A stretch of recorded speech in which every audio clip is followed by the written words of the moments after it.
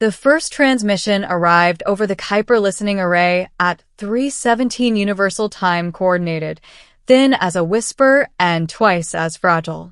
It carried no encryption, no recognizable header, only a mathematical plea, layered with harmonic distortions that made the translators stutter like frightened children. When the algorithms finally stabilized, the message resolved into something unmistakable. We surrender. Please. Mercy. By the time dawn reached Geneva, the world knew. Humanity had been preparing for war with the Khepri Compact for almost 20 years. The Compact was a coalition of arthropodal species from the Perseus Arm, engineers of beautiful megastructures and merciless conquest. They had annexed 7 inhabited systems in as many months, strip-mined oceans, vitrified cities, and left behind orbital monuments etched with the same phrase in 100 languages. Compliance is survival. Earth had refused. Refusal had cost humanity dearly. The first skirmishes near Proxima ended with shattered fleets and 1 billion refugees. Mars burned. Luna was cratered so deeply that Earth's nights grew brighter from reflected debris. And yet, humanity did not break. We could not outbuild the Compact, nor outnumber them, nor outthink them in conventional strategy. So we did something else. Dr. Aisha Wren did not watch the sunrise that morning. She stood in the dim, humming depths of Blacksite Atlas, 5 kilometers beneath the Canadian Shield, staring at the feed from the Kuiper array. Her fingers trembled, not with fear, but with a scientist's dread that her life's work had just become relevant. "They're begging," whispered General Tomaseline beside her. His uniform looked older than he was, scorched at the cuffs from a war that had never truly been distant. "After everything, they're begging." Aisha nodded slowly. Then it worked. Atlas was never meant to exist. Officially, it didn't. Its corridors were grown, not built, bioengineered alloys fused with neural gel, walls that pulsed faintly like veins. This was where humanity had gone after the last Ethics Council dissolved, after the final treaty on forbidden research was burned in orbit over Venus as a symbol of necessity. Here, monsters were made. Not the mindless kind. Not weapons that simply exploded or burned. Atlas specialized in answers to enemies that could not be deterred by diplomacy or defeated by fleets. Answers shaped like nightmares, given purpose and names. General Aline exhaled. "Are they still out there?" "Yes," Aisha said. "The Compact Armada is holding position beyond Neptune's heliopause. They've lost 43% of their vessels in the last 6 hours. The rest they're trying to flee." "And they can't," she replied. "Not from what we released." The beginning of the end had started with Project Chimera. The Compact's greatest strength was adaptability. Their soldiers could reconfigure exoskeletons mid-battle, their ships could self-heal, their commanders processed probability trees faster than any human AI, because they were part machine already. Humanity could not match that evolution. So Atlas asked a forbidden question. What if we didn't try to match them?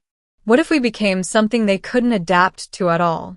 Chimera was not a single project, but a philosophy. The idea that humanity's darkest myths, our monsters, our demons, our gods of war, were not weaknesses, but evolutionary memories. Predators encoded into story, sharpened by fear. Atlas gave those stories bodies. The first were the Revenants. They were deployed beyond Neptune, where the Compact Armada had assembled in arrogant confidence. The Revenants appeared on sensors as dead ships, derelicts drifting cold and silent. Compact salvage teams boarded them, seeking easy materials. Then the ships woke up. Revenants were not alive in any biological sense. They were self-aware hulls, fused with distributed human neural scans, volunteers who had chosen to die differently. The ships learned fear and rage, hunger and grief. They could feel when boarded, and when they felt, they hunted. Boarding teams vanished. Compact vessels found themselves pursued by things that did not obey inertia, that screamed on every frequency and tore through shields by predicting them a second before they existed. When destroyed, revenants detonated inward, collapsing local space-time just enough to cripple everything nearby. The compact adapted until the wargs arrived. Where revenants haunted the void, wargs hunted on planets and stations. Genetically engineered from human DNA, extremophile bacteria, and fragments of extinct megafauna, wargs were released onto occupied worlds. They were fast, coordinated, and horrifyingly intelligent. They learned.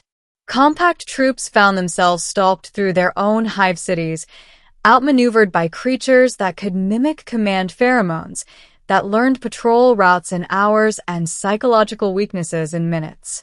Wargs didn't just kill, they broke morale. They left survivors. They let stories spread.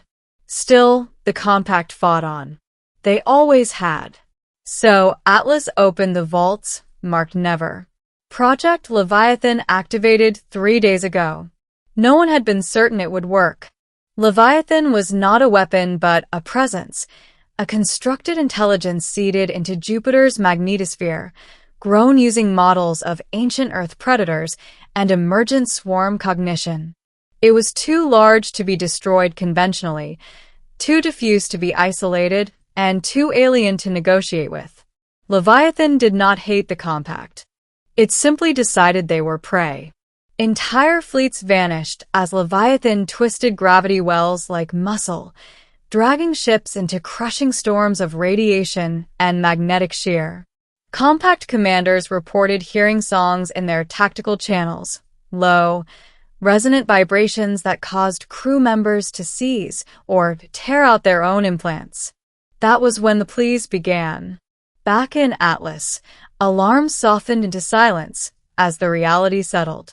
Humanity had won, not through valor or numbers, but through monstrosity. Aisha felt no triumph.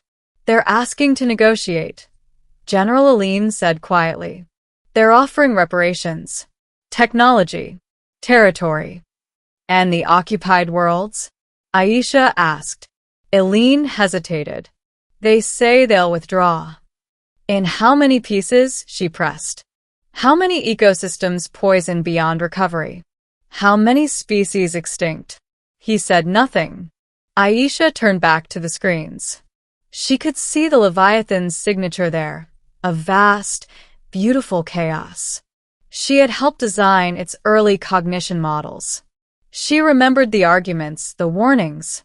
If you teach something to hunt, one ethicist had said, you must be prepared for what happens when it finishes the hunt. They begged for mercy. Aisha said softly, what do we do? The answer came not from Atlas, but from the stars. The compact's final transmission was different. No math. No harmonics. Just raw, terrified honesty translated imperfectly, but clearly enough. We did not know, it said. Your myths, your monsters, we thought them symbols of weakness. Fear. You hid your predators in stories, so you could live with yourselves. The feed crackled, distorted by interference, by Leviathan's presence drawing closer. Please, the compact begged. Call them off. Aisha closed her eyes. Humanity had always feared its monsters because they reflected uncomfortable truths. That survival was not gentle, that protection often wore the face of horror. Atlas had simply taken off the mask. She opened a channel. This is Dr. Aisha Reneverth, she said, voice steady. You are correct. Our monsters are not symbols. They are answers. We did not unleash them lightly. She paused, choosing words that would echo across species and centuries. You will withdraw from every occupied system. You will restore what you can. You will submit your war doctrine to external oversight. And you will remember this moment every time you consider conquest. The silence stretched. And the monsters? Came the reply. Aisha looked at General Aline, at the distant pulse of Leviathan, at the long list of names carved into Atlas's walls, scientists, soldiers, volunteers who had given up humanity in pieces so the rest could survive. They will sleep, she said at last, as ours always have, until they are needed again. The compact agreed. Withdrawal began within the hour. Fleets limped away, shattered but alive. Wargs were recalled, revenants powered down, drifting once more into cold silence. Leviathan dispersed, its consciousness folding inward like a coiled titan returning to slumber within Jupiter's storms. Earth survived. In the months that followed, humanity debated what it had become. Protests filled the streets of rebuilt cities. Children dreamed of ships that screamed and beasts that learned their names. Atlas was sealed deeper than ever, its existence denied with renewed fervor. Aisha resigned from the program. She took a post teaching planetary ethics on a half-terraformed moon, where the nights were quiet and the stars felt mercifully distant. Sometimes, though, she received encrypted pings, status updates from systems humanity pretended not to have. Leviathan dreaming, wargs hibernating, revenants listening. Humanity had not become monsters, she believed. We had remembered that we always were capable of them, and chosen at last to decide why. Far beyond the heliopause, in the dark between stars, the Kepri Compact rebuilt its doctrines and rewrote its histories. And in every version, one truth remained unchanged, etched deeper than fear. Earth was not defended by angels. It was guarded by monsters and